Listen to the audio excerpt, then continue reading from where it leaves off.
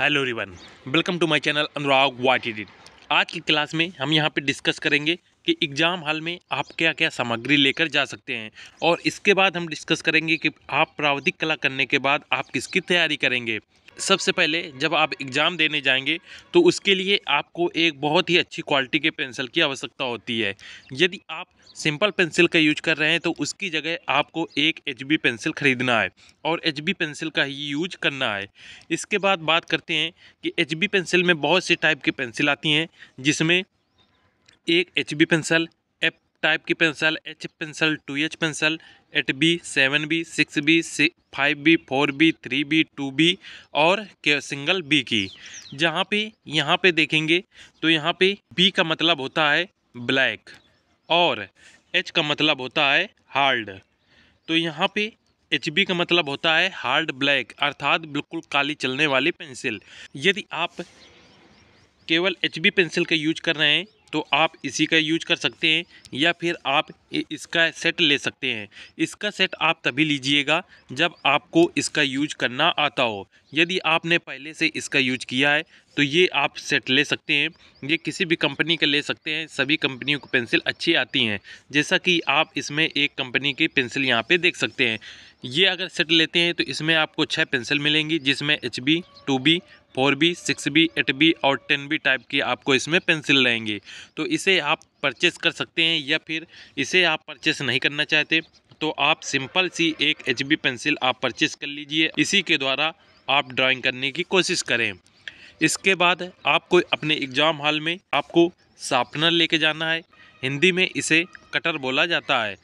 इसके बाद यहाँ पे देखें तो आपको एक इरेजर लेकर जाना है, और साथ में सबसे ज़रूरी बात यह है कि आपको स्केल यानी पटरी लेकर जाना है।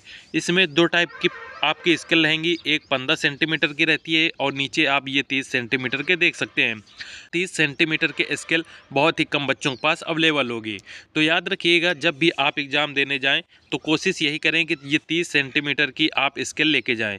इससे फ़ायदा ये होगा कि आप कोई भी प्रश्न करते हैं, जैसे मान लीजिए आपको 25 सेंटीमीटर की कोई रेखा खींचनी है तो वो आप एक बार में खींच सकते हैं, और जबकि ये अगर आप इसके लिए यूज करते हैं 15 सेंटीमीटर की तो आपको 2 बार इस प्रकार से रखकर इसे आपको खींचना होगा। तो अपनी सुविधा अनुसार आप इसे लेकर जा सकते हैं या फिर इसे लेकर जा सकते हैं, और कोशिश यही करिएगा कि आपको 30 सेंटीमीटर वाली स्केल को लेकर ही जाएं। इसके बाद आपको यहाँ पे प्रकार लेकर अवश्य जाना है, इसे मत भूलिएगा, और चांदा अवश्य लेकर जाएं। इन दोनों को आपको लेकर ही जाना है। इसके बाद यहाँ पे देखें तो आपको पटरी लेकर जाना है, चांदा लेकर जाना है, और ये एक सेट स्क्वायर आता है जिसे आपको लेकर जाना है। जब भी कोई आप प्रश्न सॉल्व करेंगे जिसमें समान भागों में कोई भी ग्राफ बनाना होगा तो उसमें आपको सेट स्क्वायर की आवश्यकता पड़ेगी। जैसे जब भी आप सेक्शन B में 2 का खा प्रश्न करेंगे तो वहाँ पे समान भागों में विभाजित करने के लिए आपको इसकी सेट स्क्वायर की आवश्यकता होती है। अब बात करते हैं उन स्टूडेंट की जो सेक्शन F में स्मृत चित्रण न करके वो प्रकट चित्रण या फिर प्राकृतिक चित्रण करना चाहते हैं। तो यदि आप स्मृत चित्रण करना चाहते हैं तो फिर आप पेंसिल लेकर जाएं, और यदि आप प्रकट चित्रण या प्राकृतिक चित्रण में कोई एक करना चाहते हैं तो फिर आप कलर अवश्य लेकर जाएं। और याद रखिएगा, जो बच्चे सिर्फ स्मृत चित्रण करना चाहते हैं तो वो फिर कलर लेकर मत जाएं, उन्हें कलर की कहीं पर भी आवश्यकता नहीं होगी।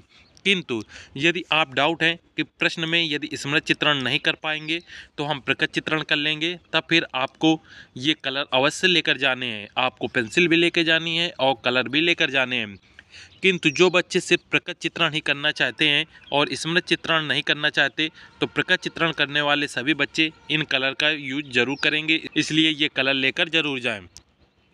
कलर के लिए आपको याद रखना है, कलर के लिए सिर्फ आपको जल रंग अर्थात इसमें आपको सिर्फ वाटर कलर ही लेकर जाने हैं। वाटर कलर के अलावा आपको कोई भी दूसरे कलर लेकर नहीं जाने हैं।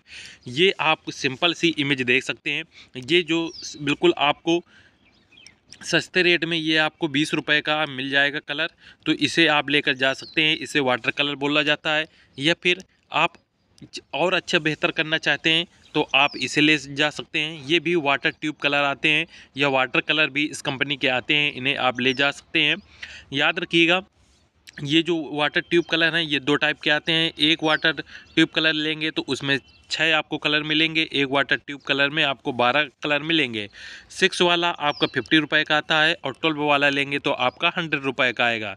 तो आप जो भी यूज करते हो वो आप ले जा सकते हैं। कोई भी याद रखिएगा, कोई भी नई सामग्री मत लीजिएगा, या आप अभी टाइम है आपके पास तो आप जो भी नई चीज़ लेकर आएँ उसका यूज पहले अपनी प्रैक्टिस ज़रूर कर लें, जिससे एग्ज़ाम हॉल में कोई भी गलती ना हो। तो जो भी आप कलर या पेंसिल या कोई चीज़ भी लेकर आएँ तो उन्हें आप घर में प्रैक्टिस कीजिएगा अच्छे से, जिससे वहाँ पे एग्ज़ाम देते समय कोई भी गलती ना हो। इसके बाद आप देख सकते हैं आपको यहाँ पे ब्रश की टाइप आती हैं।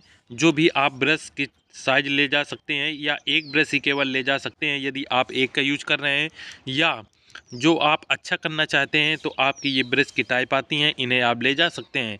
साथ में आपको ये आम प्लेट ज़रूर लेकर जाना है, जिसमें इस प्रकार से आप कलर का यूज कर सकते हैं, अर्थात कलर मिक्स करने के लिए ये आम प्लेट लेकर ज़रूर जाएं। इसके बाद आपको एक बोतल ले जानी है, ट्रांसपेरेंट बोतल आपको ले जानी है, अर्थात इस प्रकार से वाइट बोतल ले जाएं जिसमें से आपको पानी वहाँ पे भरने के लिए आराम रहेगा। यदि आप वाटर कलर का यूज करते हैं तो वहाँ पे आपको मिक्स करने के लिए वाटर की आवश्यकता पड़ती है, या ब्रश को साफ़ करने के लिए आपको वाटर की आवश्यकता पड़ेगी। इसलिए एक छोटी बोतल ले जाएं और उसमें आप पानी ले जा सकते हैं। इसके बाद आपको ड्राइंग शीट रखने के लिए इस प्रकार से एक पैड ले जा सकते हैं, या फिर इस प्रकार से पैड ले जा सकते हैं। याद रखिएगा पैड आपका नया होना चाहिए, जिसमें किसी भी प्रकार की कोई भी चीज़ लिखी नहीं होनी चाहिए। इसके बाद बात करते हैं कि इन सब सामग्री को ले जाने के लिए आपको एक ट्रांसपेरेंट इस प्रकार से कैरी बैग की आवश्यकता होती है। तो एक कैरी बैग आप इस प्रकार से 10 रुपये का ले लीजिएगा और उसमें आप सभी सामग्री लेकर जा सकते हैं। इसके बाद याद रखिएगा जब आपके एडमिट कार्ड आ जाएंगे तो आपको अपना एडमिट कार्ड लेकर अवश्य जाना है। और आधार कार्ड की बात करें तो कुछ विद्यालयों में आधार कार्ड देखते हैं, तो इसलिए आप अपना आधार कार्ड भी लेकर जा सकते हैं। एडमिट कार्ड सबको लेकर जाना है और आधार कार्ड अपनी सुविधा के अनुसार आप ले जा सकते हैं। कुछ ही विद्यालय होते हैं जहां पे आधार कार्ड मांगते हैं, अन्यथा आधार कार्ड की कोई भी आवश्यकता नहीं होती है। इसलिए सिर्फ आप एडमिट कार्ड भी लेकर जा सकते हैं, कोई प्रॉब्लम नहीं होगी। और इसके बाद अब बात करते हैं कि जब आप एग्ज़ाम हॉल में एग्ज़ाम देने जाएंगे तो वहाँ पे किस प्रकार से बैठाला जाएगा, अर्थात सेटिंग प्लान किस प्रकार से रहेगा।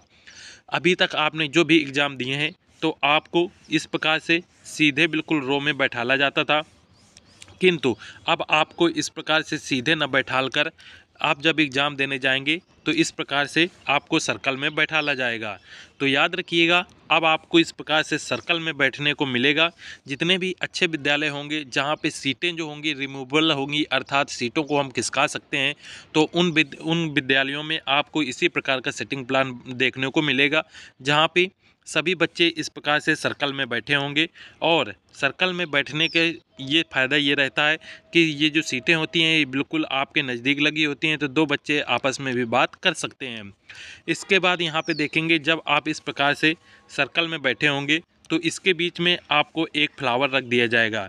जैसा कि सेक्शन एफ में जो बच्चे प्रकट चित्रण करेंगे तो प्रकट चित्रण करने के लिए जब आप क्लासरूम में इंटर करेंगे तो वहाँ पे एक फूल रखा मिलेगा, वही फूल देखकर आपको अपने ड्राइंग शीट में आपको करना होगा। तो याद रखिएगा आपको ये जो फूल है ये आपका फूल गुलाब का और गुड़हल, कनेर, गेंदा, सूरजमुखी, इन पांचों फूलों की आपको प्रैक्टिस अच्छे से कर लेनी है। यदि आप प्रकट चित्रण करना चाहते हैं तो आप गुलाब, गुड़हल, कनेर, गेंदा और सूरजमुखी के प्रैक्टिस ज़रूर कर लें, क्योंकि इन्हीं में से कोई एक फूल हर वर्ष यहाँ पे विद्यालय में आपके रखा जाता है। वही फूल आपको वहाँ पे एग्ज़ाम हॉल में देखने को मिलेगा जो कि उस कॉलेज में अवेलेबल होता है। तो ज़्यादातर कॉलेजों में आपको गुलाब, गुड़हल, कनेर, गेंदा, सूरजमुखी इनके फूल देखने को मिलते हैं। इसलिए इनके आपको सभी की एक एक फूल आपको बनाना है, एक एक कलियां बनाना सीखना है, साथ में एक खिली हुई कली और एक अधखिली हुई कली और उनकी पत्तियां और डंठल इस प्रकार से बनाने का आप अभ्यास कर लीजिएगा। इसके बाद देखते हैं ये आप सभी सामग्री एक साथ देख सकते हैं कि इन्हें आपको लेकर जाना है। आपको पेंसिल लेकर जाना है, स्केल, साथ में इरेजर, शार्पनर, चांदा प्रकार, एक कैरी बैग, बॉटल और कलर, आम plate, brush, set square, admit card और एक पैड, इतनी सामग्री आपको लेकर ही जाना है। ये सभी चीज़ें आप अभी से परचेस कर लीजिएगा और सभी चीज़ों का आप प्रैक्टिस अवश्य कर लीजिएगा कॉपी में, जिससे एग्ज़ाम हॉल में कोई भी गलती ना हो। अब हम बात करते हैं कि जब आप प्राविधिक कला का पेपर पास कर जाएंगे तो उसके बाद आप किसकी तैयारी करेंगे। तो याद रखिएगा, प्राविधिक कला पास करने के बाद आपको यूपी टीजीटी आर्ट की तैयारी करना है। यूपी टीजीटी आर्ट की आपको तैयारी करना है और साथ में याद रखिएगा, प्राविधिक कला पास करने के बाद आप सिर्फ यूपी टीजीटी आर्ट में ही अप्लाई कर सकते हैं। इसके अलावा अन्य जो भी आर्ट के एग्ज़ाम होते हैं उनमें आप अप्लाई नहीं कर सकते या अदर स्टेट में आप अप्लाई नहीं कर सकते। जैसा कि अभी बिहार में आपको वैकेंसी आई है तो उसमें ललित कला की जो वैकेंसी आती हैं, आर्ट की सीटें होती हैं, उसमें आप अप्लाई नहीं कर सकते। सिर्फ यूपी टीजीटी आर्ट की जो भी वैकेंसी आएंगी उसमें आप अप्लाई कर सकते हैं और उसके लिए आप योग्य हैं। साथ में याद रखिएगा, यूपी टीजीटी आर्ट में अप्लाई करने के लिए आपकी एज कम से कम 21 साल अवश्य होनी चाहिए। यदि आपकी 21 साल से कम है तो आप यूपी टीजीटी आर्ट के में आप अप्लाई नहीं कर पाएंगे। आपको कम से कम 21 साल होना अनिवार्य है। दूसरा पॉइंट याद रखिएगा, यूपी टीजीटी आर्ट में अप्लाई करने के लिए आपका जो ग्रेजुएशन है, आपका ग्रेजुएशन कंप्लीट होना चाहिए। ये ग्रेजुएशन आपका किसी भी विषय से हो सकता है, चाहे आपने बीएससी किया हो, बीए किया हो या फिर अन्य कोई ग्रेजुएशन के अंतर्गत आपने किया हो। सिर्फ आपका ग्रेजुएशन होना चाहिए और किसी भी विषय से हो, यहाँ पे कोई प्रॉब्लम नहीं होती है। साथ में याद रखिएगा, ग्रेजुएशन में यदि आपके 50% हैं, 45% हैं, 60% हैं, इससे भी कोई मतलब नहीं रहता है। आपको सिर्फ पास होना चाहिए। आप सिर्फ ग्रेजुएशन पास हो, आपके कितने भी परसेंट हो, कोई यहाँ पे दिक्कत नहीं होती है। अभी तक जितने भी यूपी टीजीटी आर्ट की वैकेंसी आई हैं उसमें नोटिफिकेशन में साफ साफ यही लिखा हुआ है कि ग्रेजुएशन, सिर्फ आपका ग्रेजुएशन किसी भी विषय से कंप्लीट होना चाहिए और परसेंटेज की उसमें कहीं पर भी कोई बात नहीं की गई है। तो ये कुछ पॉइंट हो गए। और याद रखिएगा, यूपी टीजीटी में आर्ट में अप्लाई करने के लिए आपको हाई स्कूल पास होना चाहिए किसी भी विषय से, आपका इंटर पास होना चाहिए किसी भी सब्जेक्ट से, और साथ में आपको प्राविधिक कला पास होना चाहिए और आप ग्रेजुएशन आपके पास होने चाहिए। इसके साथ ये आप सभी योग्यताएं रखते हैं। इसके साथ आपकी एज यदि 21 साल कंप्लीट हो गई है तो यूपी टीजीटी आर्ट की जब भी वैकेंसी आएंगी उसमें आप अप्लाई कर सकते हैं। और याद रखिएगा, जो ग्रेजुएशन है वो आप प्राविधिक कला पास करने के पहले भी कंप्लीट कर सकते हैं और प्राविधिक कला करने के बाद भी कंप्लीट कर सकते हैं। साथ में याद रखिएगा, इसमें अप्लाई करने के लिए, यूपी टीजीटी में अप्लाई करने के लिए आपको बीएड या फिर बीटीसी की आवश्यकता नहीं होती है। जो स्टूडेंट सोच रहे हैं कि यूपी टीजीटी आर्ट में अप्लाई करने के लिए बीएड या बीटीसी की आवश्यकता होती है तो वो गलत सोच रहे हैं, क्योंकि यूपी टीजीटी आर्ट में अप्लाई करने के लिए सिर्फ आपको प्राविधिक कला और आपका ग्रेजुएशन किसी भी विषय से कंप्लीट होना चाहिए। साथ में यदि आप यूपी टीजीटी की अन्य सब्जेक्ट की यदि आप वैकेंसी देख रहे हैं, जैसे हिंदी के देख रहे हैं या फिर अन्य किसी सब्जेक्ट की, तब आपका बीएड होना अनिवार्य है। अन्यथा यूपी टीजीटी आर्ट के लिए आपको सिर्फ प्राविधिक कला और आपका ग्रेजुएशन कंप्लीट होना चाहिए। तो ये कुछ पॉइंट हो गए यूपी टीजीटी आर्ट से रिलेटेड। चैनल को आपको सब्सक्राइब जरूर कर लेना है, जिससे सभी प्रकार के वीडियो की नोटिफिकेशन आपको मिलती रहें। और यदि किसी प्रकार का डाउट है तो आप कमेंट करके पूछ सकते हैं। मिलते हैं नेक्स्ट वीडियो में। जय हिंद।